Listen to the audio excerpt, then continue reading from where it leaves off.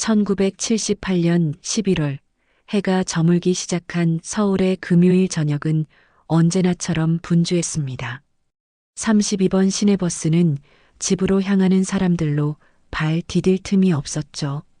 앳된 얼굴의 버스 안내양 영자는 콩나물 시루 같은 버스 안을 이리저리 비집고 다니며 제 역할을 다하고 있었습니다. 자, 안으로 좀 들어가실게요. 오라이. 그녀의 낭낭한 목소리가 소란스러운 차 안을 가르며 울려 퍼졌습니다. 작은 체구였지만 사람들을 버스 안쪽으로 밀어넣고 차비를 받는 손길은 아주 야무졌어요. 작업복 차림의 젊은 남자, 머리에 보따리를 인 아주머니, 교복 입은 학생들까지 저마다의 고단함을 얼굴에 새긴 채 버스에 몸을 싣고 있었죠. 한 중년 남자가 목적지를 놓칠 뻔했다며 허둥지둥 내릴 때는 열린 문 밖으로 몸을 빼 다음 정류장 이름을 외쳐주기도 했습니다. 그렇게 몇 시간을 달렸을까요? 버스는 마침내 기진맥진한 몸을 이끌고 종점에 도착했습니다. 마지막 승객까지 모두 내리자 영자는 그제야 길게 한숨을 내쉬며 텅 빈 버스 안을 둘러보았습니다. 그녀는 익숙한 듯 빗자루를 들고 버려진 신문지와 과자 부스러기들을 쓸어내기 시작했습니다. 하루의 고단함이 먼지와 함께 쌓여가는 시간이었습니다. 낡은 좌석 밑을 구석구석 살피며 청소를 하던 바로 그 순간이었죠. 그녀의 손끝에 종이와는 다른 두툼하고 묵직한 무언가가 닿았습니다. 조심스럽게 꺼내보니 그것은 누런 갈색의 서류 봉투였습니다. 영자는 봉투를 집어든 순간 예상치 못한 무게감에 저도 모르게 놀랐습니다. 주위에는 아무도 없었지만 그녀는 누가 볼세라 재빨리 봉투를 자신의 낡은 손가방 가장 깊숙한 곳에 찔러 넣었습니다. 쿵, 쿵, 쿵. 낡은 버스의 엔진 소리보다 더 크게 그녀 자신의 심장 소리가 귓가를 어지럽게 울렸습니다. 무거운 손가방을 든 채 영자는 어둡고 좁은 골목길을 걸었습니다. 가로등 불빛이 드문드문 비추는 길은 유난히 스산하게 느껴졌죠. 삐걱거리는 대문을 열고 단칸방에 들어서자 희미한 등잔불 아래에서 어머니가 힘겹게 기침을 하고 있었습니다. 어머니 다녀왔어요. 고생했다, 우리 딸. 어머니의 목소리는 늘 기운이 없었습니다. 방 한쪽에서는 남동생 영수가 해진 운동화에 신문지를 구겨 넣으며 내일 신을 준비를 하고 있었죠. 영자는 품에서 오늘 번 돈을 꺼내 어머니에게 건넸습니다. 손에 쥔 몇 푼의 빳빳한 지폐와 동전들, 그것이 그녀의 고된 하루의 전부였습니다. 물론 가방 깊숙한 곳에 숨겨둔 묵직한 봉투는 빼고요. 가족들이 모두 잠든 깊은 밤 영자는 이불 속에서 조용히 몸을 일으켰습니다. 그녀는 숨을 죽인 채 낮에 주운 봉투를 꺼내 들었죠. 손가락 끝이 미세하게 떨려왔습니다. 봉투 안에는 당시 최고의 권이던 10,000원짜리 지폐가 빽빽하게 들어 있었습니다. 한 장, 두 장 세어보니 자그마치 30만 원이라는 거금이었습니다. 순간 영자의 머릿속으로 수많은 생각이 스쳐 지나갔습니다. 이 돈만 있으면 지긋지긋한 기침을 하는 어머니를 큰 병원에 모시고 갈 수 있고 영수의 낡은 운동화 대신 새하얀 운동화도 사줄 수 있었죠. 하지만 그 기쁨도 잠시 돈을 잃어버렸을 주인의 망연자실한 얼굴이 눈앞에 어른거렸습니다. 영자는 황급히 돈을 봉투에 다시 넣고는 잠든 가족들이 깰까봐 조심스럽게 이불 밑에 숨겼습니다. 그날 밤 영자는 좀처럼 잠을 이룰 수 없었습니다. 눈을 감아도 이불 밑에 숨겨둔 돈의 무게가 온몸을 짓누르는 것만 같았죠. 다음 날 버스 회사 휴게실은 담배 연기와 사람들의 왁자지껄한 소리로 자욱했습니다. 하지만 영자는 구석에 홀로 앉아 멍하니 창밖만 바라보고 있었죠. 밤새 뒤척인 탓에 얼굴은 헬쑥했고 눈은 퀭했습니다. 그때 영자의 동료인 미숙이 다가와 그녀의 어깨를 툭 쳤습니다. 너 무슨 일 있어? 얼굴이 왜 이렇게 안 좋아? 영자는 망설였습니다. 하지만 밤새 자신을 짓누르던 비밀의 무게를 혼자 감당하기는 너무나 힘들었죠. 그녀는 결국 미숙에게만 들릴 작은 목소리로 어젯밤의 일을 털어놓았습니다. 이야기를 들은 미숙은 눈을 동그랗게 뜨며 도리어 영자를 타박했습니다. 아이고, 이 바보야. 그걸 왜 신고할 생각을 해? 하늘이 준 선물이지. 미숙은 이건 분명 행운이라며 그 돈으로 어머니 약도 사고 동생 학비도 내라고 목소리를 높였습니다. 그녀는 돈 잃어버린 사람은 분명 부자일 테니 그깟 돈 없어도 잘 살 거라고 영자를 설득했죠. 마침 휴게실 한쪽에서 신문을 보던 베테랑 운전기사 박 씨가 그 말을 들었나 봅니다. 쯧쯧. 남의 눈에 눈물 내면 제 눈에는 피눈물 나는 법이야. 무심하게 한마디 툭 던지고는 다시 신문으로 얼굴을 가렸습니다. 미숙은 그런 박 씨를 향해 시대에 뒤떨어진 소리를 한다며 콧방귀를 뀌었습니다. 영자는 미숙의 달콤한 유혹과 박 씨의 묵직한 충고 사이에서 마음을 정하지 못하고 고개를 숙였습니다. 출발 시간을 알리는 종이 울리자 영자는 자리에서 일어났습니다. 그녀는 결심한 듯 돈 봉투가 든 손가방을 단단히 고쳐 메었습니다. 일단 오전 근무를 마치고 그 후에 회사 분실물 센터에 봉투를 맡기기로 마음을 정한 것이었죠. 한편 같은 시각 서울의 한 종합병원에서는 김 과장이 창백한 얼굴로 잠든 어린 딸의 곁을 지키고 있었습니다.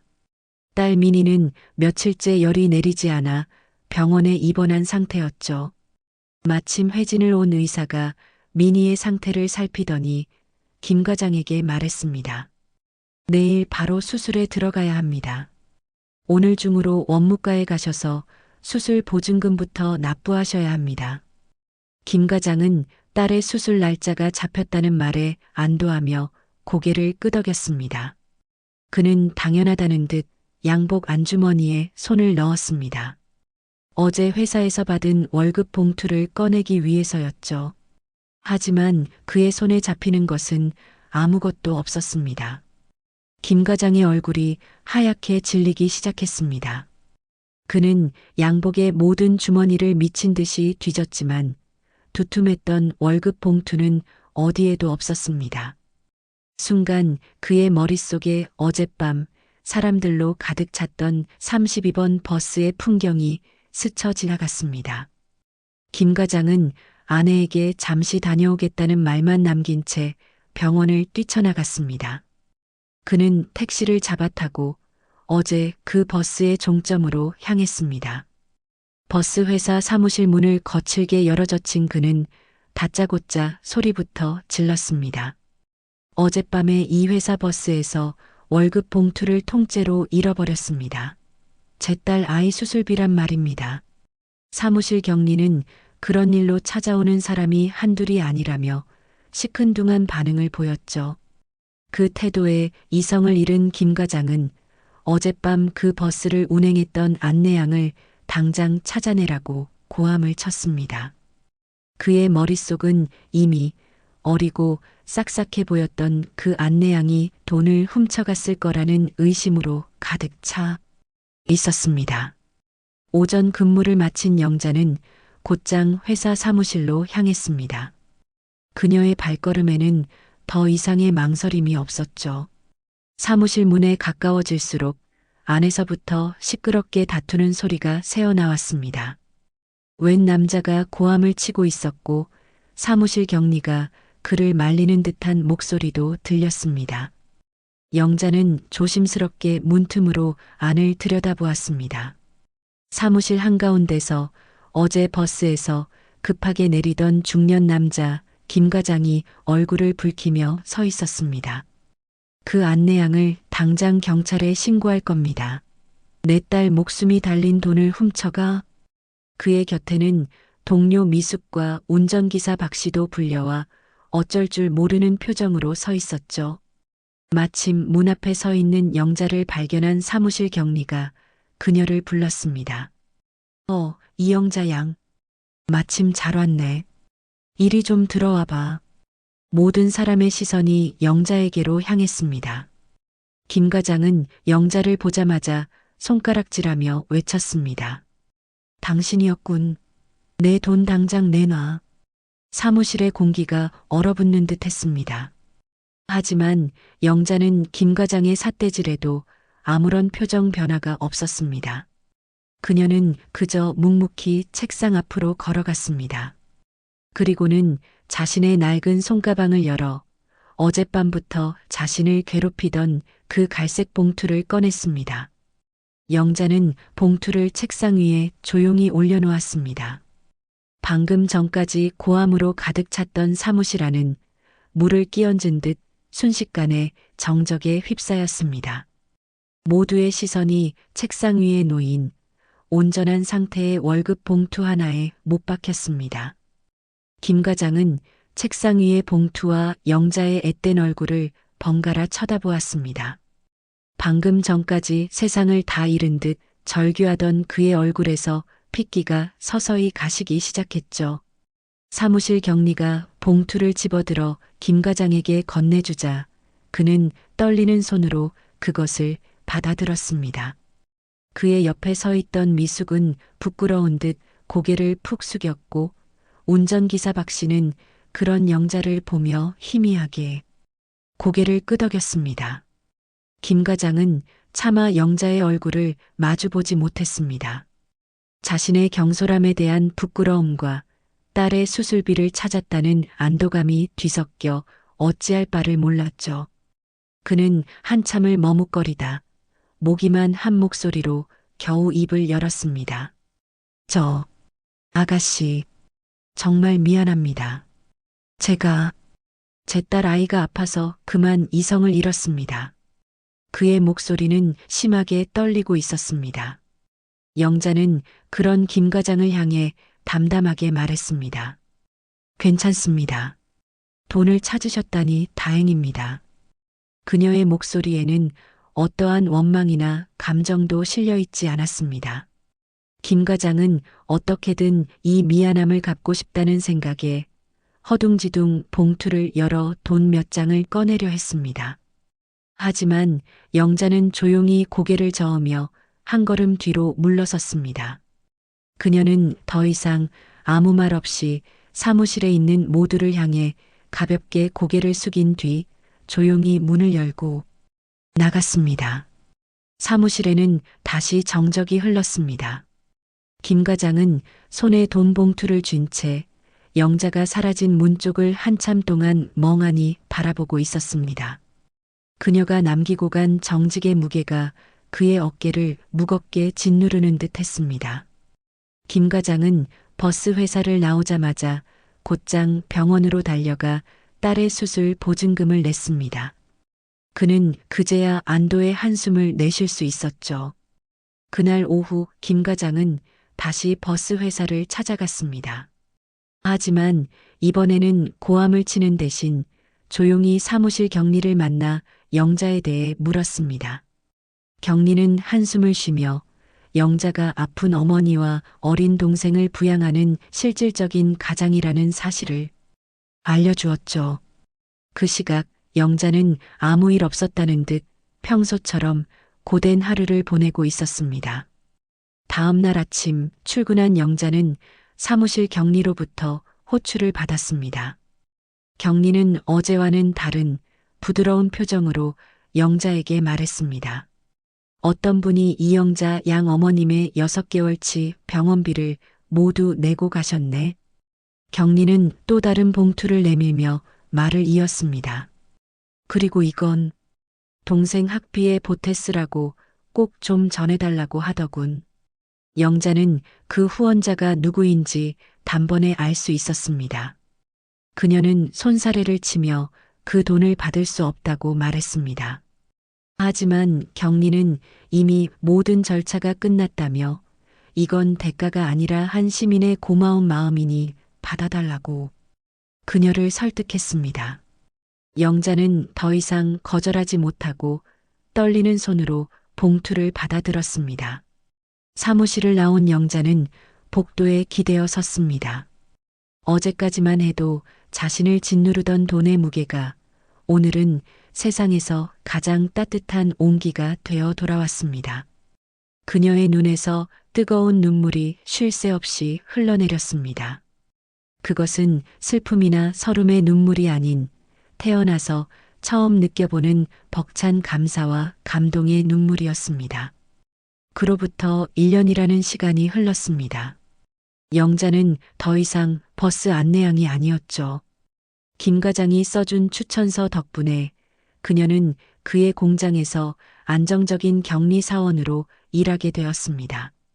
어머니는 꾸준히 병원 치료를 받아 기침 소리가 눈에 띄게 줄었고 동생 영수는 번듯한 교복을 입고 고등학생이 되었습니다. 몇 달 전 영자는 김 과장으로부터 마지막 편지 한 통을 받았습니다. 편지에는 딸 미니가 완전히 건강을 되찾아 학교에 다시 다니게 되었다는 기쁜 소식이 담겨 있었죠. 김 과장은 영자의 정직함이 한 가족을 살렸다며 진심이 담긴 감사의 인사를 다시 한번 전했습니다. 그리고 편지에는 그의 회사 격리부 앞으로 보내는 영자의 추천서가 함께 들어 있었습니다. 어느덧 또다시 월급날이 된 저녁, 영자는 퇴근길 버스에 몸을 실었습니다. 이제는 승객들을 재촉하는 안내양이 아닌 창가에 앉아 편안히 창밖을 바라보는 승객이었습니다. 버스 창밖으로 보이는 서울의 풍경은 1년 전과 다를 바 없이 여전히 분주하고 화려했습니다. 하지만 영자의 눈에 비친 도시의 모습은 더 이상 차갑고 고단하기만 한 곳이 아니었죠. 그녀는 자신을 스쳐 지나가는 수많은 사람들의 얼굴 속에서 지난날의 자신을 보았습니다. 그리고 그들 모두에게 마음속으로 작은 응원을 보냈습니다. 정직한 땀방울은 결코 배신하지 않는다는 것을 이제 그녀는 알고 있었기 때문입니다. 버스 창문에 비친 영자의 얼굴 위로 잔잔한 미소가 조용히 번졌습니다. 1979년의 서울, 그 밤은 유난히 따뜻하게 느껴졌습니다.